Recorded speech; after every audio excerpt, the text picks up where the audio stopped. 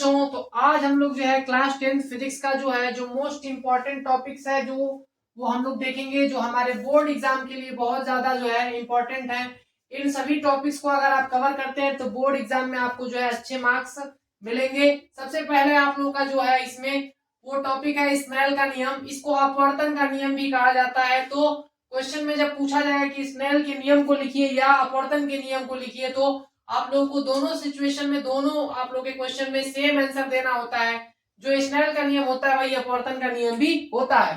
दूसरे नंबर पे आप लोग का ऐसा क्वेश्चन भी पूछा जा सकता है कि परावर्तन के नियम को जो है लिखिए।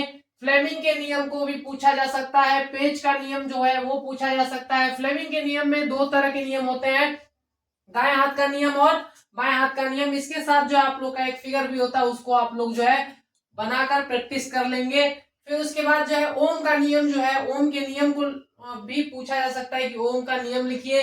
और जो है साथ ही साथ इसका जो है आप लोग का ग्राफ भी होता है, उस ग्राफ को भी आपको देखना चाहिए। उस ग्राफ पर भी क्वेश्चन पूछे जा सकते हैं कि ओम के नियम का जो है ग्राफीय रूप लिखिए।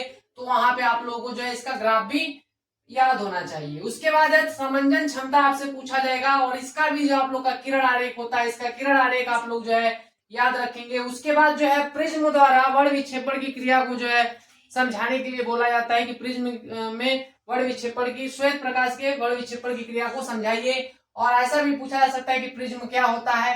फिर उसके बाद दृष्टि दोष से रिलेटेड क्वेश्चन पूछे जा सकते हैं, जैसे दूर दृष्टि दोष क्या है, निकट दृष्टि दोष क्या है, जरा दृष्टि दोष क्या है, और इसके निवारण भी पूछे जा सकते हैं।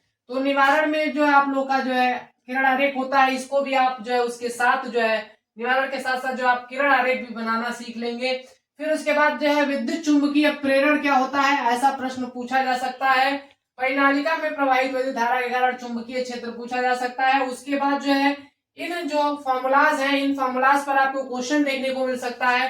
ये आप लोग का दर्पण के लिए फोकस दूरी निकालने के लिए आप लोग का ये फॉर्मूला होता है। फॉर्मूला होता है 1/f = 1/b + 1/q।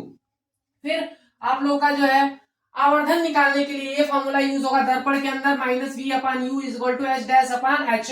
इन दोनों में से जो है कोई भी यूज किया जा सकता है। अगर आप लोग को प्रतिबिंब की दूरी दी गई है, वस्तु की दूरी दी गई है, तब ये फॉर्मूला यूज होता है, और उनकी हाइट दी गई है तो आप लोग का ये फॉर्मूला यूज होता है। और लेंस के केस में यही आप लोग का फोकस निकालने के लिए फॉर्मूला हो जाता है 1/v - 1/u। और आप लोग का जो है अगर मैं विद्युत धारा वाले में आ जाऊं तो शक्ति का फॉर्मूला होता है P = VI। इस पर भी आंकिक प्रश्न आप लोगों को कर लेना चाहिए। और अगर समांतर क्रम श्रेणी क्रम में आप लोगों को प्रतिरोध जुड़े हुए हो तो ये फॉर्मूला यूज होगा। श्रेणी के लिए आप लोग का फॉर्मूला होता है R = R1 + R2 + R3 ... Rn, मतलब यहाँ पे और भी प्रतिरोध होंगे तो ऐसे जो ये चलता जाएगा। उसके बाद जो है आप लोग का समांतर क्रम में या जो है पैरेलल कॉम्बिनेशन होता है, तब आप लोग का ये फॉर्मूला यूज होता है 1/R = 1/R1 + 1/R2 1/R3 plus करते हुए जो ये चलता है। उसके बाद जो है आप लोग का ओम के नियम पर आपका क्वेश्चन पूछा जा सकता है। V = IR पर भी आंकिक प्रश्न आप लोग को सॉल्व कर लेना चाहिए। अगर आप लोग को इसमें जो है अगर आप चाहेंगे तो इन पर मैं क्वेश्चन भी करा दूंगा, आप कमेंट में लिख सकते हैं। फिर उसके बाद जो है ऊष्मीय जो है आप लोग का जो ऊर्जा है वो निकालने के लिए आप लोग का ये फॉर्मूला होता है H = I²RT। फिर उसके बाद इस पर भी क्वेश्चन पूछा जा सकता है W = P × T। उसके बाद जो है आप लोग का इस पर क्वेश्चन पूछा जा सकता है F = IBL sin θ। और सबसे लास्ट में जो आप लोग का है मानव नेत्र की संरचना बनाना आपको आना चाहिए, और उसके जो है जितने भी पार्ट होते हैं उनको जो है आपको पढ़ लेना होगा। अगर आप पढ़ते हैं इतने टॉपिक को, अगर आप अच्छे से कवर करते हैं तो फिजिक्स में आप अच्छा नंबर ला सकते हैं। मुझे उम्मीद है कि इसमें जो है आप लोगों को बहुत कुछ सीखने को मिलेगा और आप जो है बहुत ही अच्छा करेंगे अगर आप इन टॉपिक्स को कवर करते हैं। Thank you guys.